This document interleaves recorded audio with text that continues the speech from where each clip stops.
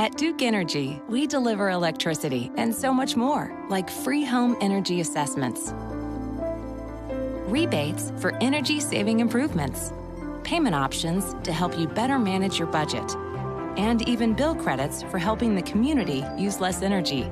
So no matter what you're doing, we can help you make better energy choices every day.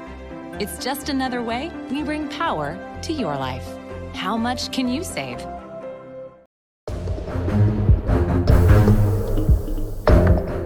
Well, hello everybody. Thank you so much for being here today. We just got out of our Orange County delegation meeting, which we're really looking forward to having. And the purpose of this meeting is simple. We constantly talk about the continuity of government, which is very important in between terms. What's very important as well is the connectivity of government and ensuring that whether it's at the state level, the federal level, the municipal level, countywide government, that we're working together on the issues that Central Floridians care about. And so what we did is we went around the table and the state representatives and senators were able to talk through the things they've been championing for many years in the Florida State Legislature. And as a brand new representative, it's important for me to be grounded in the work that's already been done with an eye towards the future. And so whether it's voting rights, whether it's immigrant rights and justice, whether it's transportation, veterans, teachers, labor, we heard about every single issue in that room, and my office is very dedicated to ensuring that we're working day in and day out with our local elected representatives and state representatives to ensure that the people are being heard and that the work we do in D.C. is not just something that just comes from my mind, but comes from the community. And so I'm very pleased with the meeting that we just had, and the commitment I made to the delegation here, and that I'll say now is we'll have this continued collaboration and this collaborative spirit for the rest of my term because it's very important. We have a governor right now that's more interested in running for president than running the state of Florida. We have the state legislature that, despite the wonderful people that are with me, passed some laws that are going to hurt Floridians, but they were also to work in a bipartisan way and pass laws that are going to help Floridians too. And that's really what governing is all about. And so we'll continue to work together with that collaborative spirit to ensure that whether it's in D.C., City Hall, or Tallahassee, that people can rest assured that there are folks fighting with and for them. And that's what this is about. So I'm going to go ahead and yield over to Representative Ana Escamani. Thank you so much, Congressman. And I first just want to say that we're so grateful for the leadership of Congressman Frost, not only someone who's making history every single day, but championing his hometown, championing Central Florida. So we're just so grateful for your leadership and for the opportunity of collaboration, because we are stronger together. It takes all of us to solve the very complex and difficult problems that our communities face every single day. In this meeting, we talked about just the diversity of our districts, whether it is our Spanish-speaking communities or our Haitian Creole communities, alongside everyone of every immigrant identity, the LGBTQ+ community, those who are of low wealth, to talk about what the needs are and how, at the end of the day, we all desire the same things. We want to be able to have a roof over our head, food in our belly, a safe place to call home, and the opportunity to thrive. And that's just not happening today in Florida. Our communities are struggling, whether it's housing and affordability issues, gun violence, the effects of climate change, healthcare access and costs, union busting and anti-worker bills being pushed through legislature, and of course, just the discrimination. We are hearing horrible stories of discrimination. We see some of our LGBTQ+ community members in particular experience hate crimes and hateful and dangerous rhetoric, to the point where our trans kids and kids of different identities are struggling just to be able to be themselves and access care. Before you have community leaders, you have teachers, you have historians, you have folks of just incredible backgrounds, small business leaders. And so we really do bring those skills with us to Tallahassee, but the point of our conversation today was to uplift it to Congress, to make sure that when it comes to solving these really serious problems, we're not doing it alone. We're not naive as Democrats in Orange County. We know that we are navigating a legislature that is supermajority Republican, that we have a governor who chooses his political ambitions over the people of Florida. And so it means that we have to figure out some of these problems, the solutions, on our own.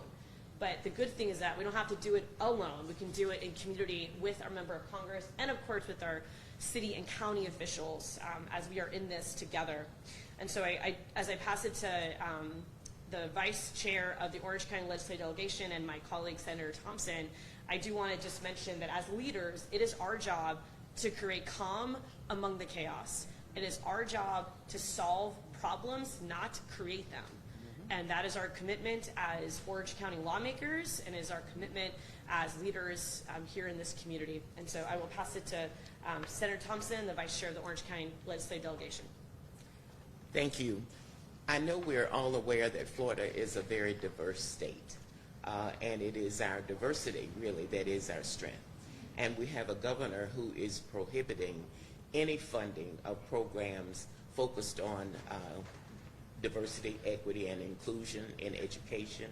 We have an immigration bill that was passed that's going to penalize people who are here to work, to help feed their families, and they're now going to be subjected, if they become ill and have to go for medical care, they'll be questioned about their immigration status. So you'll have people who will shy away from treatment because they don't want to be deported.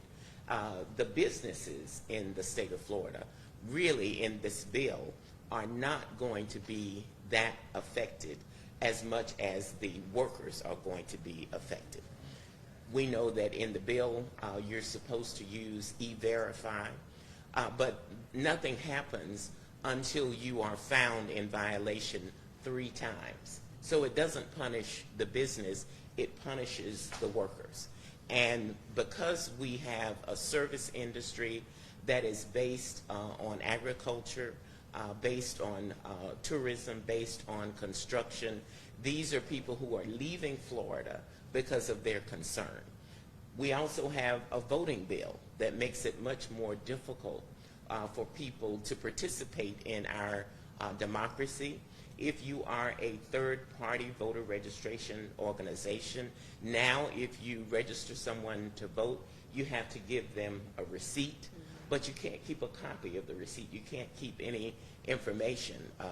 And so we have groups, sororities, fraternities, churches, League of Women Voters, etc., who are in jeopardy of being fined up to $250,000, $250,000 for registering people to vote. And this has been something that's been going on now for almost a decade, chipping away at the ability of people to vote.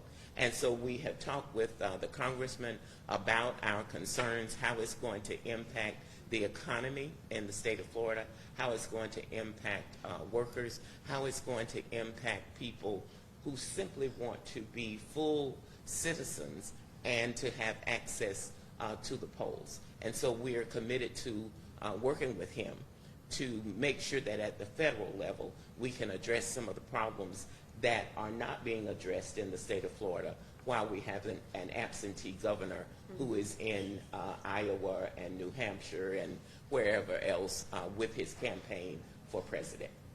So thank you. Thank you, Senator Thompson. Representative Lopez. Good afternoon. I am very thankful to Congressman Maxwell. I believe that it's very important to have this type of conversation so we can be aligned in representing our constituents and be very fair with their voices. What I highly appreciate as well from our congressman is that he's committed himself to continue our individual conversations to understand the issues on every district. And for me, that is very important that he's gonna listen to us on every demographic, our Latino community, Black community, white community, every person, doesn't matter the party affiliation that they have. So I am very thankful for that, and I am here to continue working with him and all our delegation of Orange County. Hi everybody, Representative Harris, serve House District 44. I would like to also give thanks to the Congressman for opening up this discussion and allowing a conversation about our individual districts and what they need and hearing what it is that our constituents want. Like my colleagues have said, it's frustrating for a lot of constituents to see that we had a very chaotic session. But unfortunately in that chaos was a lot of consistency, and that consistency was their insurance, their property insurance is still going up. Their auto insurance is going up. Many of them are still struggling with paying the rent. And so none of these issues were truly addressed. So I think, in part, I think this collaboration is good because it will bring some sense of calm to our constituents to know that we are here working, and now we are going to be working together with our congressional delegation as well to try to solve some of these problems. We have a diverse and dynamic district, state, and I have had, in my district alone, I've had 4 different acts of anti-Semitism. And so targets are being painted on people's backs, and we need to make sure that we're standing up for them and that we're here for them. And I think that this conversation is going to go a long way in helping people feel that we are here for them. So thank you. All right, good afternoon. I'm State Representative Bruce Antone, District 41. And so again, thanks to Congressman Frost. We had a great conversation, a great dialogue. 2 concerns I shared with him was the need to address gun violence. The prevalence of gun violence in our communities, not only here in Florida, Central Florida, across the state, across the country, it's just having devastating impacts on our communities. And then the other issue I talked to the congressman about was transportation. We've got to focus on building a commuter rail system here in Central Florida, and so we need some additional dollars for planning to get that process moving forward. So those are my 2 concerns that I shared. And again, thank you, Congressman. Thank you. So again, as you see, Orange County is not short of elected officials who are really fighting day in and day out for their districts, and that's really important that we continue to stay connected in that work. It's not going to be just one congressman or one state representative or one mayor that does everything. It's going to be all of us together, and it's not just the elected folks, it's the organizers, advocates, unions, everyone who comes together around these very important fights. It's not about Democrat versus Republican, it's about the people versus the problem. And the folks here today are on the side of the people. So with that, we'll take any questions. Yes. Can you provide any specifics as far as your strategy moving forward? I think it's encouraging for people to hear that there's talk going on, but what about what's coming next in action? Yeah, this is really important. Right now in the United States Congress, we have a slim Republican majority that has been wasting time. And for folks to know what bills we've been voting on, we've been voting on gas stoves, Hunter Biden's laptop, right? When if you go and knock the doors here in Orange County, you talk with people, they want to hear about housing, they want to hear about wages, they want to hear about the gun violence that's impacting our communities on a day-to-day basis. And so what we're doing is, number one, we're talking, we're collaborating, we're putting together our plans of action in Congress. I'm working hard to bring back funds so we can fund the programs necessary to help end gun violence, community violence intervention programs where we give the power to the community. If the violence starts there, it's going to end there too. And so it's going to be these creative ideas that all of us have and that are in the community that are going to help us push forward. That's one part of it. The other part of it is electing people who actually care about their constituents. And I know that's work that we're all doing, whether it's year-round door knocking, ensuring that we pass, get this abortion ballot initiative for freedom on the ballot in 2024. There's a lot of power here that's in the hands of the people, and it's up to us to support it. Does anyone else want? I'll just add that too. Another point that came up in our conversation was communicating with the White House and looking at federal agencies and what type of authority our federal agencies have, especially in the context of policies coming from the state that are discriminatory in nature. And I know yesterday President Joe Biden also talked about appointing someone in the promotive education, specifically focused on things like book banning. And this was mentioned around funding, federal funding. We saw amendments were made to the union busting bill this past session because of fear of transportation dollars being impacted. So what are the other examples where the federal government can use the purse and the strings of the purse to try to protect our community? So we had a good conversation about some of those dynamics, and the congressman is already engaged in those conversations. I'm talking to White House officials tomorrow about the bans on gender-affirming care and what that looks like for patients on the ground. So really trying to emphasize this responsibility of federal agencies and what can those options be. Thank you so much. Absolutely. I have a question. I guess I'm trying to get it all summed up. What has brought you here? Why are we here today? If you don't agree with all the politics and policies that are going into place, is it hopeless? our message is it's not hopeless, right? It's not hopeless, and that's why we're here. I got involved in politics when I was 15 years old for one reason. I didn't want to get shot in school. And just last year, for the first time in 30 years, the United States Congress passed the Bipartisan Safer Communities Act, which passed laws to help ensure that we bring gun violence down. That gives me hope. What gives me hope is just a week ago here in Central Florida, thousands of organizers, advocates, migrant workers, and people came together to fight for justice for immigrants and all workers. That gives me hope. Being in a conversation where we have state representatives who are talking with their people on a daily basis and have come armed with the issues that are impacting their people, that gives me hope too. And so I think we have a great opportunity to change politics in this country. I'll say one more thing. You know, something that gives me hope is the younger generation really rising up right now. We saw that over 70% of voters in the past midterms voted for candidates who want to protect abortion rights, who believe housing is a human right, who believe everybody should have health care and a decent wage, and that one job is enough. And for me, that shows, number one, a change in politics now, but think about 10 years from now when those younger voters naturally make up a larger part of the electorate. I think these right-wing extremist MAGA movement, they understand that time is not on their side because the American people don't want politicians that are going to abuse their power to go to war with companies like Disney over they're expressing their support of LGBTQ plus people, to go to war with Black history, to go to war with books and banning books. That's not American. That's not liberty. We want true freedom. And true freedom is having the economic opportunity, the safety, and the love you need in your community to just do what you want to do. And that beacon of hope, that platform, is what pushes us every single day. And what brings us here is gerrymandering. We still have a problem with regard to drawing lines that allow different people to have a say in governance. And we saw a map, for example, for Congress. I served on the redistricting committee. We sent forward a map that would have maintained 4 African American seats, and the governor drew his own map.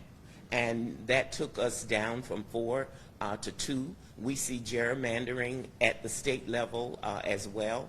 And so even though we have a diverse community, you have at the executive level, the governor's mansion, the Florida Senate, the Florida House, in the majority because of the way the maps are drawn. And then making it difficult for people to actually vote. One of the high-level Republican consultants was saying that you have to keep kids from voting, meaning college students. So people who register to vote for the first time have to vote in person. They cannot use a vote by mail ballot. And that's going to impact college students. So what brings us here are the numbers. And the only way we're going to change what's happening in Tallahassee is to change the numbers. Well, thank you all so. Do you have one more? No, we can do one more. For you, Senator Thompson, but I still do want to ask because all the things you talked about and the things that the cultural changes that the governor has been able to affect, it's happening.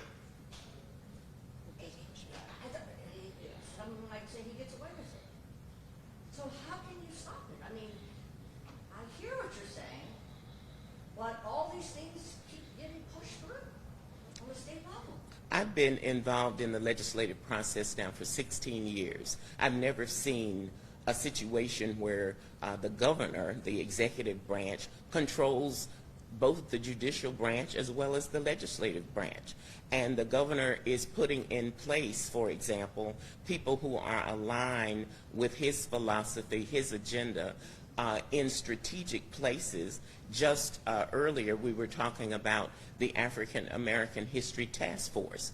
The governor appointed 6 Republicans, African Americans, to that task force.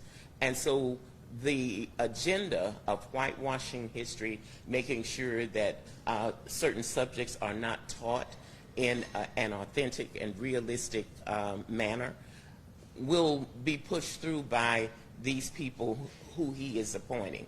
And he's appointing even the athletic association. He's appointing the people with the space industry. And so that's how he's been able to do the things that he's done. We are supposed to have in a democracy 3 co-equal branches of government: the executive, the judiciary, and the legislature. But at this point, because of the appointments, because of gerrymandering, he's able to really just push his agenda through. Does it scare you? Very concerning. It is Yeah. very concerning, and look, and we'll finish up by saying this. It is true that the governor has steamrolled some bigoted legislation that's going to impact and hurt Floridians. But when I think back towards history, there was a time where everybody here wouldn't have been able to vote. There was a time where everybody here wouldn't have been able to serve in their current positions. But you know what came next? The people rose up. We changed the laws, and now we're here because of that. And that's what I look to the future by looking sometimes at the past. And that gives me hope. And the people are rising up. Here in Central Florida, across the state, and across the country, people are seeing the epicenter of fascism in this country here in Florida. But what's next is the people. And we're here to fight with the people. So again, y'all, thank you so much for being here. I appreciate the chair of the Orange County Legislative Delegation, Representative Ana Escamani, and the vice chair, Senator Thompson, also Representative Harris, Representative Lopez, Representative Bruce Anton. Thank you all so much for being here.